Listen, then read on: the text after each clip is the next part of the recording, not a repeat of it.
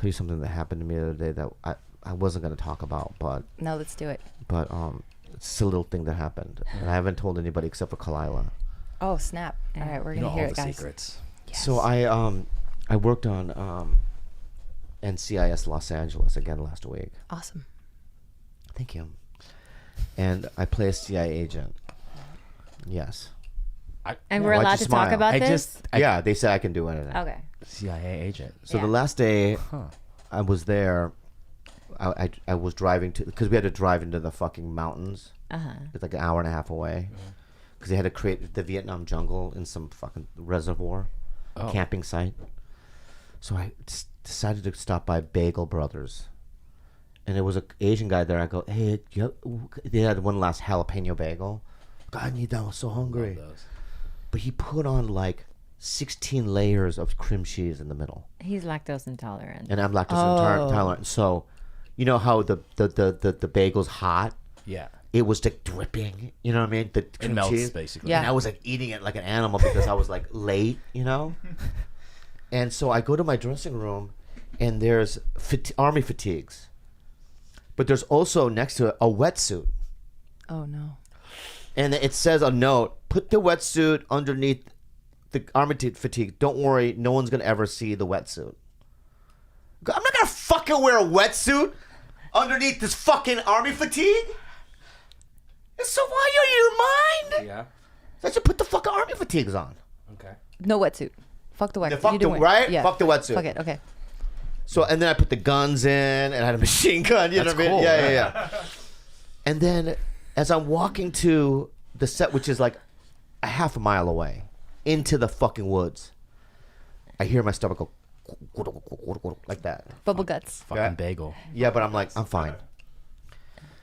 So now it's me, LL Cool J, Chris O'Donnell, Eric, Danny, the whole cast, and we're in the jungle, and all of a sudden, you know, you're walking out of the jungle with your machine gun, and then they go action, and the rain hit my body.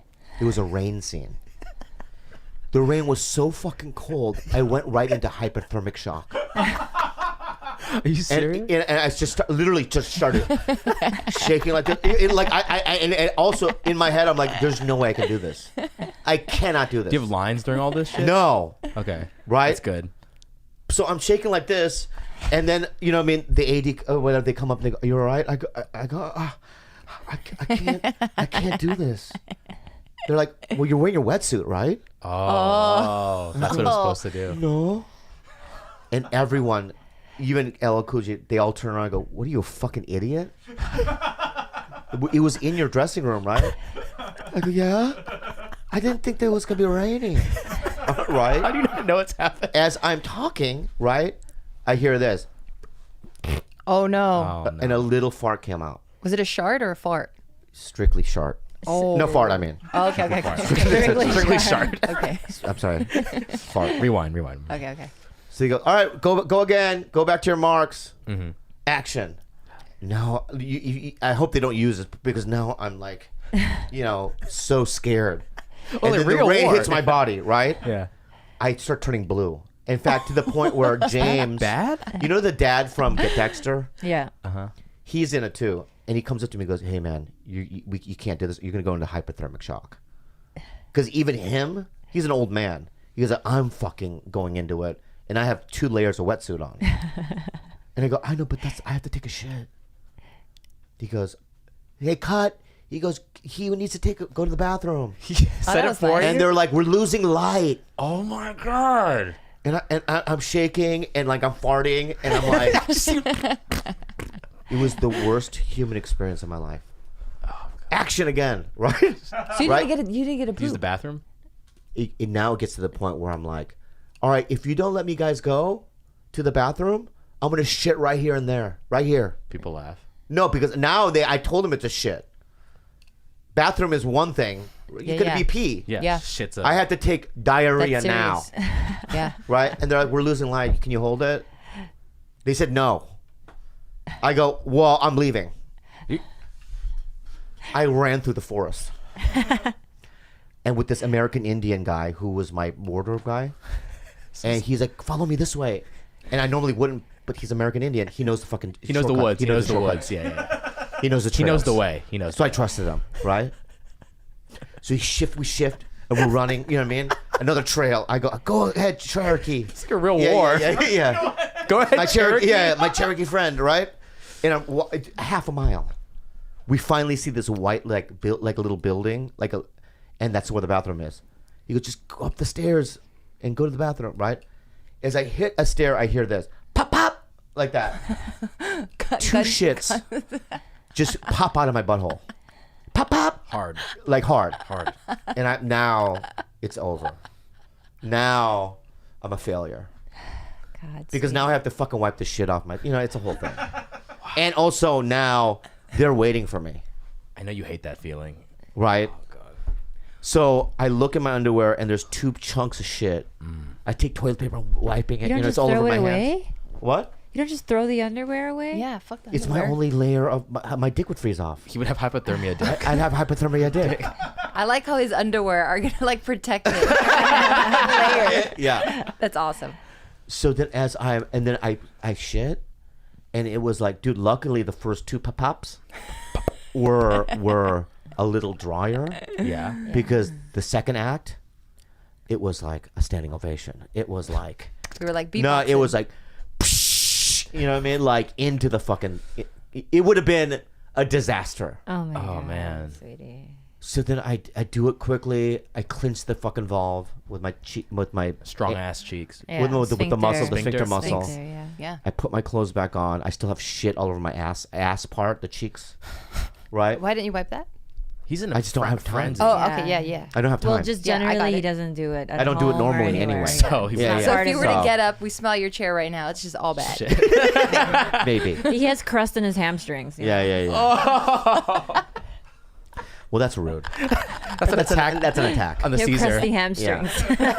So then I have to now walk back, right, With shit underwear. with shit on my fucking ass cheeks, and the clothing is just wet into my body, and I'm shaking, and I go back on the set, and now I guess somebody had told somebody that I shit my pants. Now everyone's laughing. But you don't care. Do you care? Well, no, because I'd rather have them laugh than be angry, Oh, Yeah, Right. yeah. Smart yeah, yeah. man. right? So I finish it, and I'm like, it's over. I mean, this is a disaster. But nothing happened. Oh, nice. Oh wow. But still, that whole experience, it was a nightmare. It was the biggest nightmare I've ever had on a set. Really?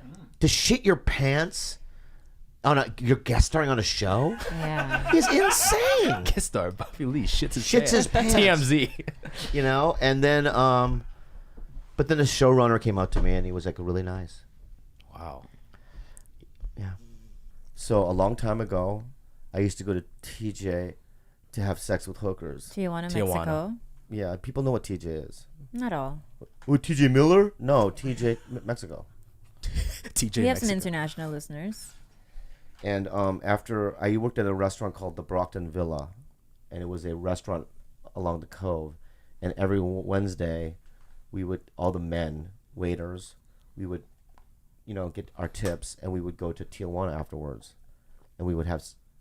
I was in my early 20s, and I couldn't get regular girls at the time. I was unfuckable, and so I had to resort to certain things, and that was one of them. And I went down there and. I don't think I can tell this story, man. Okay, I'll keep going. So there's 2 brothels at the time, Adelita, and then across the street was a place called Hong Kong. no, Hong Kong is down the street, Okay. but across the street was a place called Chicago Club. So like the military was there one night in both places. It was packed. There were no women. So I told my friend Dan, I go, hey Dan, let's go check out Hooker Alley. It's like this alley in back of Adelita. And they're the girls that can't get into the clubs because they're ugly. Okay? So I walked down Hooker Alley, and there was this girl that was facing the wall. She like I'm walking in the alley, she's like facing the wall. And that's the one I want, obviously. the one you can't see. The one that doesn't want to be there. Yeah. Okay. See, it's already weird. Yeah. But I'm gonna tell it. Maybe we'll cut it out. No, tiptoe. Tiptoe around Tiptoe. it. Tell Tiptoe. tiptoe. Oh, Keep yeah. tiptoeing. So at the end of Hooker Alley, there's this shitty hotel, Miami Hotel or something, and it's one of those hotels where the ground is, if you step on it, you have to literally pull away from it because your shoe sticks to the ground. That's how sticky it is.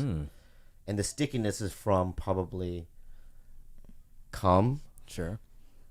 Also those yellow, those yellow little things that stick from the ceiling to trap the flies. Oh, fly Yeah. traps? Yeah, the gigantic yellow fly traps. Yeah. And all the liquid from it on the ground. That's gross. Well, it gets way worse. Yeah. Okay? And now, mind you, I'm 21 years old. I'm a baby. A baby. And I don't know much about anything. So I take this girl up there. I think it was like $40, $10 for the room. And I'm having sexual intercourse. I did wear a condom. Sexual intercourse with her. You said you raw dog all the time. I was having sexual intercourse with her in the dark. And the moon was shining through the curtain. Romantic. Very romantic. Yeah. Thank you. Thank you so much, Gilbert. Yeah, I'm just noticing. And she turned her head into the moonlight, and she was crying. Oh. Yeah, she was weeping like snot bubbles. Yeah. Oh. This is the one facing the wall? Yeah, the one facing the wall. So I do what any other guy would do, and I started power fucking her. So I can come real quick. So she's going, you know what I mean, like an animal. Machine gun. Like a machine gun. 21-year-old Bobby. Yeah. And as I'm doing it, she's crying more. I'm sorry. I'm a bad person. Is it bad already? No. Go ahead. So then a week later, I go back to Tijuana, but without the waiters. I'm trying to find that girl. Why her? I don't know. I'm obsessed. She's the one. She's the one in my life. Yeah. But I go to Hooker Alley, and she wasn't there. But at the end of Hooker Alley, there was a midget, albino, redheaded Mexican guy. Okay, that. That's too I'm many not even kidding. descriptors. Well, he's redheaded, a dwarf, and he's albino. Okay. How is Albino he is lack of redheaded pigment. and He was albino at the same white, time? It's not freckles, Thank you, Christine. orange, not afro. even possible. Then he's just a redhead, sweetie. But he's Mexican, so he's got to be albino. Like- What? Like no, Canelo because Alvarez. albinos, they have a lack of pigmentation, right? So it would be there's no red pigment. They could have freckle, like maybe some weird. No, because freckles would be, that's color too. They Yeah. wouldn't have anything. Oh, There I'm would be sorry, no. Mrs. Pharmacy School, who's a doctor. Okay, can I Why tell don't you my just- fucking story? why First don't of you all, just let me keep say it this, accurate? Pharmacy School. You weren't there, man. All right? I saw what I saw, man. I want you to draw who this person looked like because He looked like that. Like the clown. So look at that. Give me that. Give me that. Give me that fucking thing. All right? A clown. That's what I saw. Okay, but that's not an albino. That's just a redheaded kid with white Yeah, but skin. if he's okay, if I'm in Arkansas, Arkansas. if I'm in Arkansas, it's a redheaded kid. Yeah. In Mexico, albino, Oh, I see. because he's supposed to be brown. Yeah, yeah. All right, yeah. put this back. Okay, proceed. I don't like the way George is looking at me. Like, is this bad? So a week later, but she's not there at Hooker Alley. But I see this guy at the end of the hut. Hey, he goes, hey, you like pussies? That's a good accent. That's what he said. Yeah. I go, yeah, I guess so. I guess so. Maybe. What a poignant question. Thank you. I like pussies. Pussies. Hey, I know where good pussies is. I go, okay, I'll go with you. Like a fucking idiot. Gullible, yeah. 3 blocks away, we run into another guy, his buddy, who's now 6'2". He has tattoos to his wrist, skinny, goatee. Hey, you like pussies? Oh, man. Right? I go, that's what he just asked me 3 blocks ago. Well, we're all in tune here. I don't know what good pussies is. Yeah, yeah. So I walk with these 2 guys 9 blocks. Now, we're getting into part of Tijuana where there's no street lights, 3-legged dogs, tumbleweed, and now I know I'm going to die. You know? So they go, hey, go down this alleyway. That's where the pussies is. Yeah. So I walked this alleyway. The midget runs down the alleyway as fast as he can. I'm like, where the fuck is he running to? Neverland? Where the fuck is he going? And then I get slammed against the wall. a brick wall, and a machete from the tall guy's, from his ankle. He just pulls this thing out. And he sticks it to my neck. And he goes, give me your money. So I pull out my money. And I give it to him. So I give it to him, puts it back in his pocket, and he's about to now slice my head off. I swear to fucking God. He has it so deep into my neck, like you can feel the pressure. And I started laughing. You really laughed. I really did, because I knew I was going to die. And I know now that if I'm ever going to die, I'm going to laugh. Which is a good thing. If I ever see my death, if I'm on a plane, it's going down, I'm going to go, I'm going to laugh. Yeah. And also, the laughter was also guilt for, like, because my parents, like, they're not going to find my fucking body. They're not going to find my head. It's going to be a mystery. Where did Bobby go for the rest of their lives? It's a little fucked up. Mm-hmm. But then what I hear is I see screaming on the other side of this alleyway, right? And these two other guys emerge who I've never seen before. Mm-hmm. It's not the dwarf. I've never seen the dwarf again. And these guys are like screaming at this other guy about like money. So apparently what I gathered was through just the argument is like they want a piece of the action. Because it's their alleyway. Mm-hmm. So now my wallet is now on the ground in a puddle, right? So while they're arguing, I grab my wallet and I start running. Oh, shit.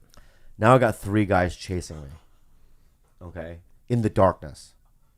And I swear to God, I go, in my head, I'm like, if I get through this, number 1, I'll never come back down here. And number 2, I'll start doing stand-up. Which took me 2 years to do it, but I did it. Mm-hmm. So I started running through these streets, and then eventually I see a pink awning and a red door. It's obviously a bar, and the door just kind of swings open, and about 25 to 30 African American Marines come out of this fucking place. Wow. Right? So I run toward them, and I go, hey, I'm an American. These guys are trying to kill me. They took my money. And all like Marines looked at my direction, and you could see the 3 guys running the other way. And then 2 of these guys, and if you're ever listening to these 2 guys, thank you, walked me to the border. And I got in my Toyota, whatever Camry I had, and I went home. So that's the story. Whoa. And then I was 21, and at 23, I started doing stand-up.